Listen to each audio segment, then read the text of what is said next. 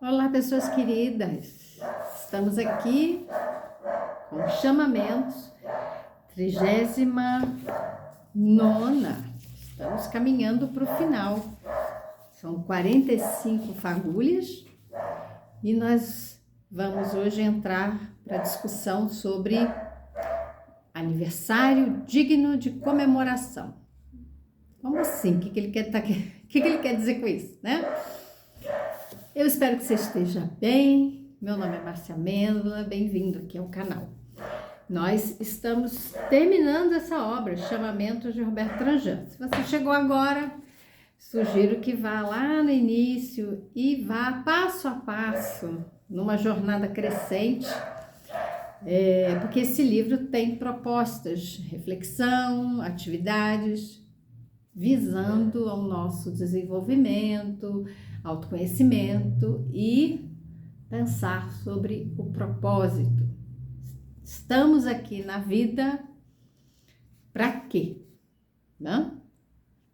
Quando ele fala em aniversário digno de comemoração, ele está trazendo a questão da maturidade para a gente pensar. Não quer dizer que ao fazer aniversário, ou seja, completar mais um ano de vida, então estamos envelhecendo, não necessariamente amadurecendo. Eu lembro quando eu estava com meu filho com 2 anos, estava na escolinha, e ele teve um comportamento um tanto estranho para uma criança que era muito alegre, muito espontânea, muito sociável, e de repente a queixa da professora é que ele estava se isolando, não queria fazer as atividades, estava até mais agressivo, arredio. Eu falei, ué, que estranho. E ele usava fralda também. Então a conversa toda girou sobre o seu filho precisa amadurecer. Tá, uma criança de 2 anos precisa amadurecer. A primeira providência que elas queriam era tirar a fralda, como se o controle esfincteriano, né, representasse uma maturidade que é fisiológica, mas não necessariamente emocional e psicológica, tá? Então não dá para sair arrancando a fralda de uma criança enquanto ela não está preparada para isso. E o adulto precisa estar preparado, porque o adulto tem que acompanhar essa criança. Eu vejo muitas mães, principalmente as mães, porque ainda são as responsáveis primárias das crianças, né? É a maioria. Nas estatísticas do IBGE, mais de 70% das famílias, a mãe é a principal cuidadora das crianças. Mas vamos lá, vamos colocar a mãe então. A mãe tem que cuidar de toda todo um ambiente. Esse ambiente tem que estar preparado para que a criança possa ir ao banheiro, né? Possa ir no piniquinho, possa declarar que reconhecer que ela está com vontade, né, de fazer o seu xixi, né, o número 1, número 2, e avisar. Isso não é um processo tão tranquilo assim. Para algumas pessoas para algumas crianças isso pode ser, mas para outras não. E ficar a criança urinando na roupa, muita frequência, além de gerar um desgaste, né, em termos de cuidado, ter que limpar, trocar a roupa, ter que lavar a roupa, aí limpa a criança, limpa o lugar, porque às vezes molha, né, escorre pelas pernas, a urina, e suja o chão, isso faz parte. Tem que pensar nisso. Essa criança pode ficar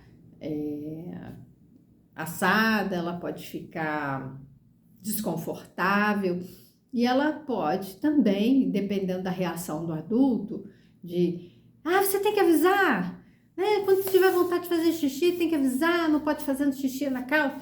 Essa criança pode ficar muito assustada, ficar com medo de fazer o xixi e não ser um desfraude tranquilo, né? Mas pelo contrário, ser tão agressivo e tão tenso, estressante, que essa criança pode desenvolver até problemas nessa área, né? De ficar retendo a urina e daqui a pouco tá com infecção urinária. Isso acontece.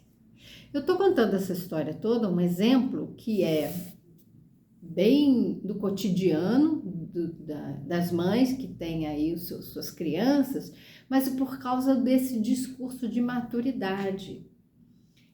A criança precisa crescer. E na hora que eu ouvi isso, eu fiquei pensando, o que é que eu vou fazer? Eu vou embrulhar essa criança no jornal, como se faz com banana, as frutas, para amadurecer? Né? Eu fiquei bem chateada ao ouvir isso. E certamente existe o que fazer para um amadurecimento, né? Vamos dizer assim, né? Das crianças. É estimular. A gente precisa estar junto, estimulando o desenvolvimento dessa criança. A gente fazer atividades em conjunto, principalmente a brincadeira, o movimento. A criança precisa se movimentar para se desenvolver. E o movimento, o manuseio, né? Inclusive, né? O uso das mãos para pegar, para desenhar, essas práticas que são corporais, elas são sensoriais, elas estimulam o desenvolvimento do sistema nervoso. E essa criança, ela acaba explorando o meio, ela acaba se concentrando, estar concentrada, acalma, e essa criança cria todas as condições para aprender, para o seu desenvolvimento, e aí a gente vai entender esse desenvolvimento como um amadurecimento. Só que a gente atrela amadurecimento a uma sabedoria, né? A pessoa tem mais conhecimento das coisas, a pessoa sabe tomar decisões, ela sabe reconhecer a situação em que ela está. Então, ela amadurecida, ela não se deixa enganar, ela não é ingênua, né? A gente atrela esse tipo de coisa. E nós temos uma certa tendência, né? Ficamos inclinados a achar que o idoso traz uma sabedoria em si, né? Só porque ele envelheceu. Então, ele supostamente deve ter passado por tantas experiências que deram para ele, né, o conhecimento das coisas, uma sabedoria, uma maturidade para, a partir disso, orientar, aconselhar, né, cuidar das outras pessoas, principalmente daquelas mais novas que nada sabem da vida. Pois bem, isso é uma visão que nós temos que nem sempre né, nem sempre é realidade. A gente não vai comprovar isso na prática, porque existem pessoas que envelhecem e simplesmente ficam velhas e não maduras, sábias. Por quê? Porque a forma como elas viveram a vida delas é que vai mostrar se houve um desenvolvimento, né, pessoal, se houve uma busca de propósito, se houve uma... Sabe quando a pessoa vive uma vida plena de significado, né? Ela fez as coisas que a enriqueceram psiquicamente, emocionalmente e não apenas materialmente. O que a gente acaba percebendo nas pessoas que envelhecem sem maturidade emocional? São as pessoas que acabam ficando velhas, ranzinzas, mal-humoradas, cansadas, doentes, vingativas, mesquinhas, rancorosas e melancólicas, como ele coloca aqui no livro. São as pessoas que reclamam,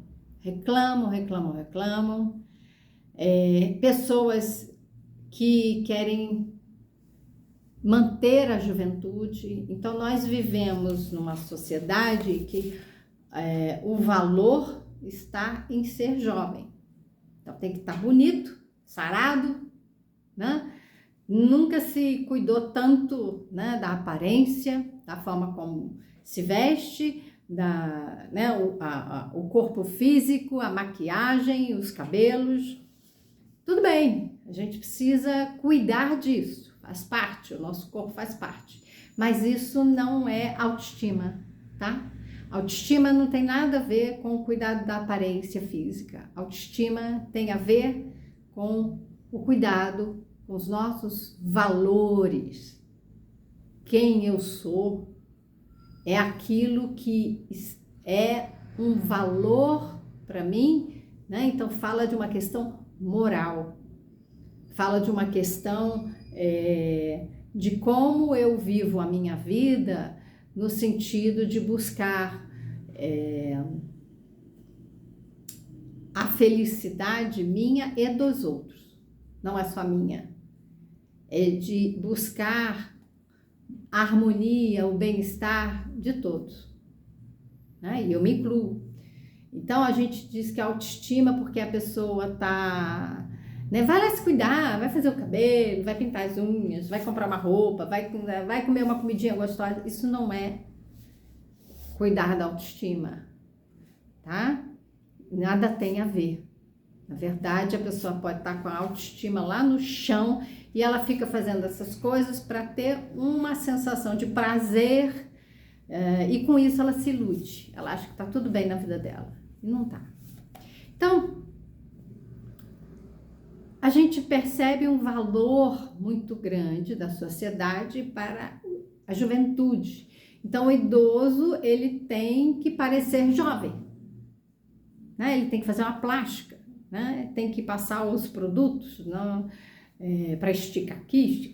Eu tenho minhas marquinhas assim, porque eu tenho minhas questões com relação a injetar produtos químicos dentro do organismo, né? O Botox, por exemplo, né? É um veneno, ele paralisa, por isso que a musculatura fica paralisada, parada. E aí você não vê o quê? As marcas que representam a flacidez dos músculos da face, ou seja, as rugas, a pele que vai, né, enrugando, porque ela está perdendo a elasticidade, ela está perdendo a força muscular. Então, o que seria um processo natural? Seria fazermos exercícios para a musculatura facial, assim como a gente faz para o restante do corpo. Não só visando a beleza, a questão estética, mas visando a funcionalidade desse corpo, a manutenção, a força desse corpo, porque com a idade a gente vai perdendo, né? Então, vai atrofiando os músculos, vai tudo, de fato, enfraquecendo. A gente pode fortalecer? Pode, a gente deve fortalecer, porque cada vez mais a gente vive mais tempo, né? Então, 70 anos, 80 anos, 90 anos, 100 anos, nosso organismo, me parece, por alguns estudos, que a gente poderia viver mais de 120 anos, só que a gente não alcança lá, porque nós não estamos criando condições saudáveis de vida, tanto fora quanto dentro de nós. Então, esse amadurecimento, né? O que a gente precisa fazer? Né? Começar por olhar para as nossas vulnerabilidades. Então, o exercício que ele nos põe aqui, né, reconhecer a nossa vulnerabilidade e entendendo, né, que a vulnerabilidade, e tem o estudo da Brené Brown que trata muito sobre isso, né? Ela fez um estudo sobre a questão da vulnerabilidade, da vergonha, e o quanto reconhecer isso e buscar condições, né, para que a gente possa se fortalecer, se conhecer, viver uma vida de valor, de propósito, nos vai retirando desse lugar de vulnerabilidade. Mas a vulnerabilidade não é uma fraqueza de caráter. Todos somos vulneráveis. Então, é reconhecer ali, né? O que eu posso fazer? O que essa vulnerabilidade está me dizendo? Né? Onde que eu preciso ir? O que eu preciso fazer? A gente tem uma ideia, né, que nós temos que ser fortes, jovens, então não podemos ser vulneráveis, né? Eu sou forte, quase que um super-herói, né? E tenho que vencer sempre, eu tenho que estar certo sempre, eu tenho que ter razão, né? Eu tenho que conquistar tudo que eu quero. O que é que nós estamos querendo? Qual é realmente o propósito da nossa vida? Porque a gente pode facilmente se iludir colocando como metas na nossa vida aquilo que não vai nos atender, né? Não vai nos preencher de sentido, não corresponde ao propósito. Vamos ver se a gente chega ao fim desse livro com uma ideia, cada um de nós, com uma ideia um pouco mais clara do que é o propósito que nós temos para a nossa vida. O que você acha? O que você pensa a respeito disso? Desses processos de envelhecimento, maturidade, a vulnerabilidade. Não é fácil se sentir vulnerável, né? A vulnerabilidade é uma sensação de exposição, né? É como se a gente fosse brigar com um leão de peito aberto, sem nada, né? E com quase certeza de que ele vai nos estraçalhar. Então, você está vulnerável, como se alguém fosse te atacar e fosse te destruir. Mas será que na vulnerabilidade existe ali uma oportunidade da gente passar por experiências com essa abertura para o aprendizado? Porque quando a gente vai muito certo de si, eu sei isso aqui, não vou aprender nada com isso aqui não, né? Hoje eu estava conversando com meu marido e aí ele vai passar por um treinamento no trabalho. Eu falei, vai aberto para as trocas, para aprendizagem, né? Ele, não, eu vou aproveitar, mas aí o ponto dele era assim, ele acha mais interessante quando tem, por exemplo, esses treinamentos, né,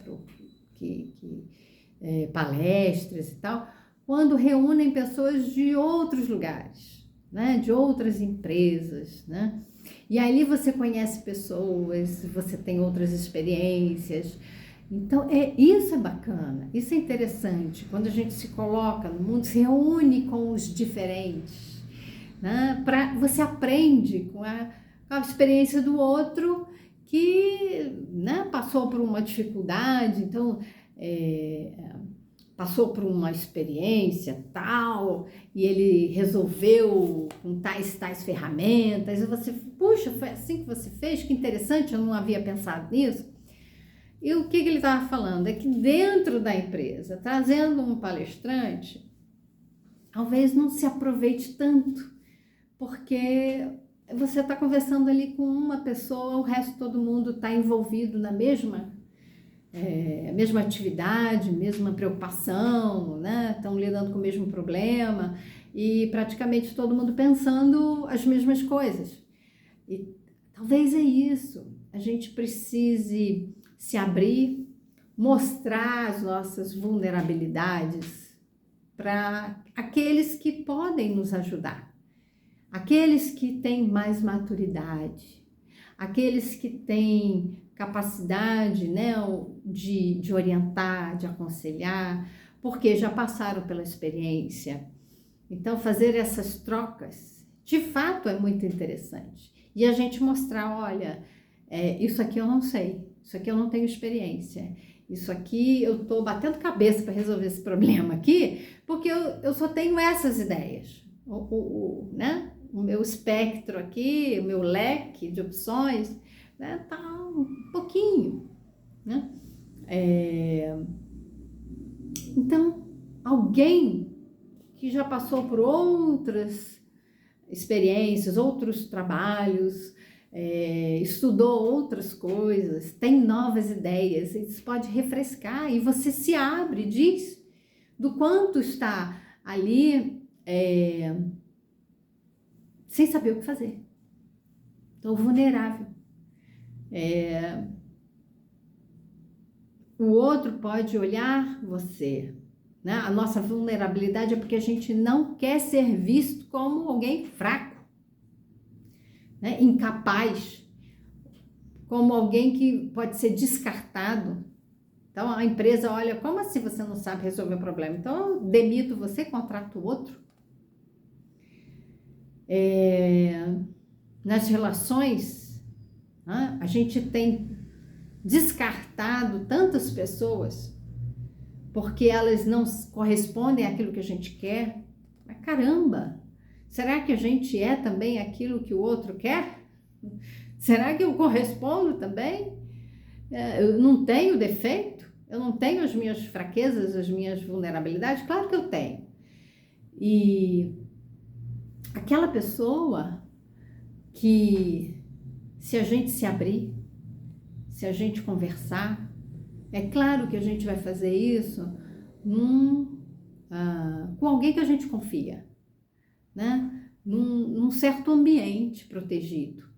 A gente não vai fazer isso com aquela pessoa que vai, né, dar um chute na nossa canela, que vai nos enganar, né? Que é a pessoa que não gosta da gente, que vê né, que tem uma intenção de prejudicar. É claro que isso seria muita ingenuidade da nossa parte.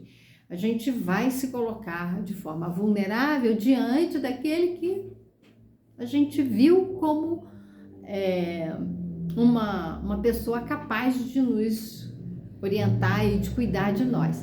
Nem sempre a gente acerta, nosso julgamento pode estar equivocado, a gente achar que aquela pessoa é legal, bacana, quer o meu bem também, vai poder me ajudar, e no final ela acaba não sendo essa pessoa que eu imaginei. Ok, isso acontece, a gente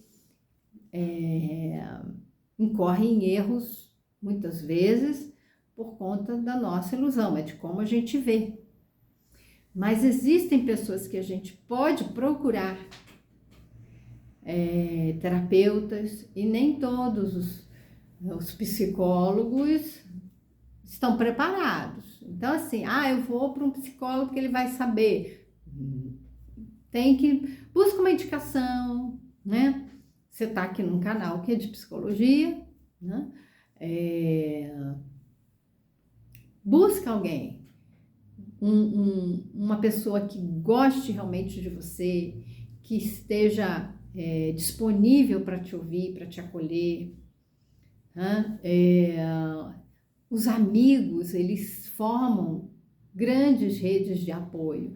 E assim, tem gente que tem muitos amigos, mas tem aqueles que tem aquele amigo ou aquela amiga que vale por todos os amigos no mundo, porque assim, é aquele, né, aquela pessoa que de fato tá junto, te ama, quer teu bem, te acompanha, te apoia, te estimula, ou dá aquele puxão de orelha, diz, olha, você deu mancada, vamos aqui conversar, vamos buscar, né? Entendimento. Não é uma pessoa que te abandona, que te critica e te deixa sofrendo com isso. Nós encontramos pessoas muito boas. Aliás, a maioria de nós, se nós formos pensar nas pessoas que nós conhecemos, a maioria das pessoas que conhecemos são pessoas boas, que elas querem viver uma vida tranquila, boa, querem fazer o que é certo, o que é justo. Elas erram, sim, elas nem sabem tudo, mas elas têm uma boa vontade, elas fazem algum esforço. A maioria de nós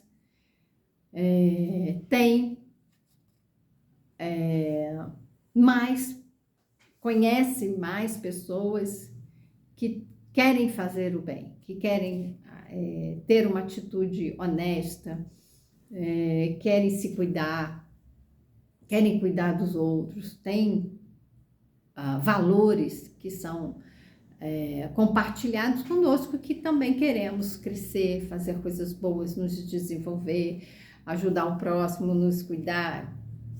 Então vamos lá. O que nós valorizamos muitas vezes, o que nós olhamos muitas vezes na televisão, são tragédias. Já perceberam que isso dá muita notícia? Então a gente tem que selecionar. É simples. Desliga a televisão, para de ver coisa que não serve, que não vai te acrescentar em nada, porque, pelo contrário, a gente tem uma falsa impressão de que o mundo está ruim. Existem pessoas que fazem, sim, coisas ruins. Existem pessoas, sim, a gente não pode ignorar isso. A gente tem que unir forças para reverter situações de catástrofes, reverter situações que há, né, um crime, crime que eu estou falando aqui é contra tudo, né? Pessoas, meio ambiente, animais, etc. Olhar para isso, saber que isso existe é importante, né? Ter essa maturidade para olhar para isso tudo, reconhecer isso tudo e saber adotar as medidas certas para lidar com isso tudo, para enfrentar com sabedoria, enfrentar com eficiência, né? E não simplesmente se juntar para mais um escândalo, porque de escândalo realmente temos bastante. Então, maturidade, envelhecimento, sabedoria, vulnerabilidade, isso tudo está ali, tá tudo conectado. Como é que a gente entende isso? Como é que você se vê na sua vulnerabilidade? Como é que você se vê no seu processo de amadurecimento? O que você hoje já traz de sabedoria que você possa contribuir para o mundo? Pense sobre isso e a gente se vê no próximo encontro.